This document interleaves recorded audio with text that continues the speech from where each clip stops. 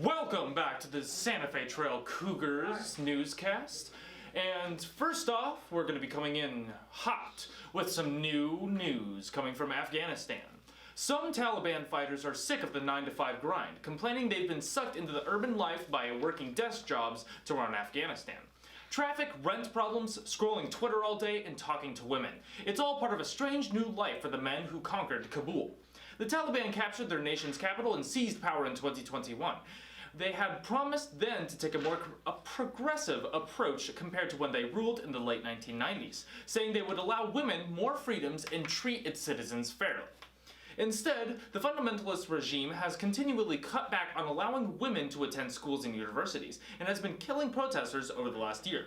Under Taliban rule, conditions in Afghanistan have returned to what they were in 2001, before the US invaded, retired US General Jack Keane said. Some Taliban soldiers have been installed into positions of privilege in the government, but whisked away from their gun-toting rural lives as holy warriors, now clocking in as mere pieces of the ruling machine. 5 Taliban soldiers say they become jaded with city life, according to a report from Saboon Samim, an independent researcher. And with that,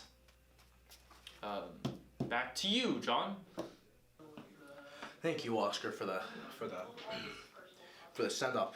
Now, we're going to go over the weather. Monday is going to be partly cloudy with the lows being in the 30s and the highs being 50s, 52. Tuesday there's going to be more showers, a bit rainy, with the lows being 30, 30, 20, 30, with the highs being in the 40s, so a bit chillier.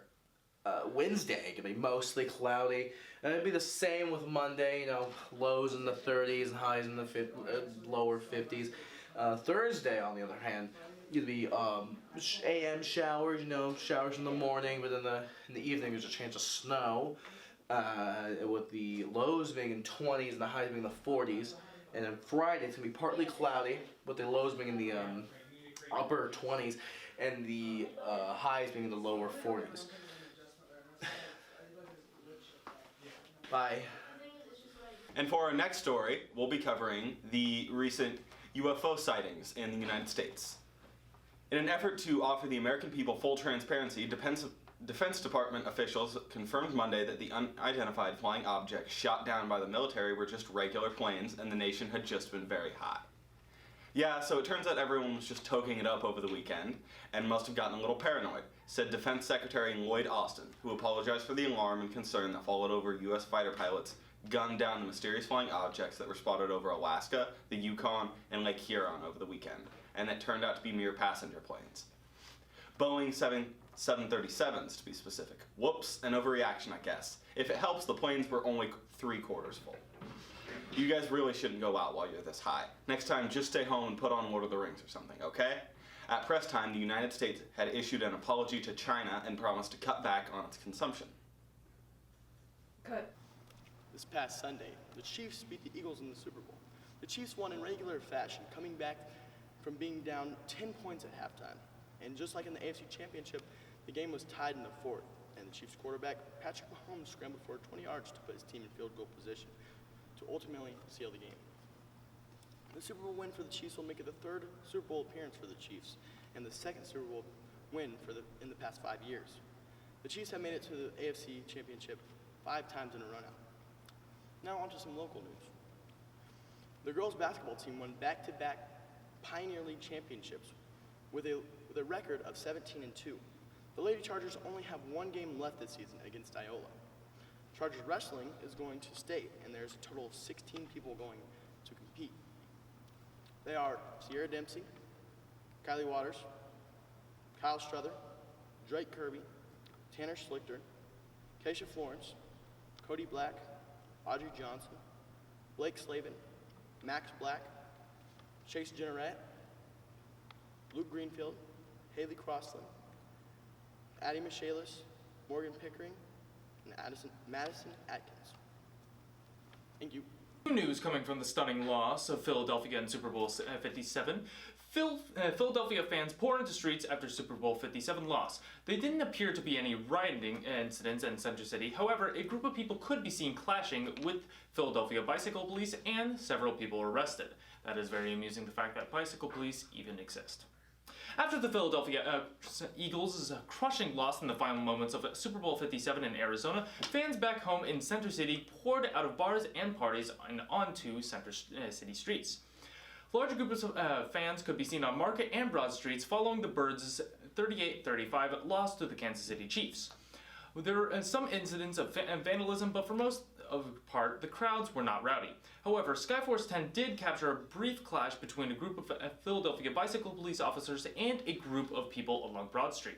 Philadelphia police later revealed to NBC 10 that one officer was injured but refused medical treatment. At least one person was arrested for assaulting a police officer.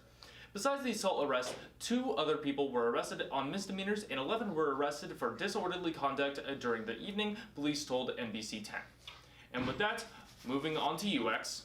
Last year, the Lawrence Police Department began warning residents about an increase in fentanyl in the community because many drugs the people are taking are laced with fentanyl. Today, I'm here with Ethan. Hi, I'm Ethan. So, did you know anything about this? Well, I did not know that. I don't really watch the news. I don't really watch the news, really, so I didn't know that at all.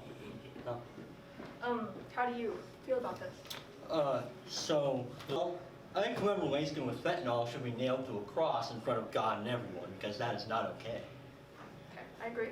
And do you actually really care? No, I don't. Okay. Well, that's all the time we have today. Thank you. Later, And bozos. I'm gonna pass the camera over to Oscar. This just in, Topeka attorney won't release body camera video after police fired 34 shots in killing man.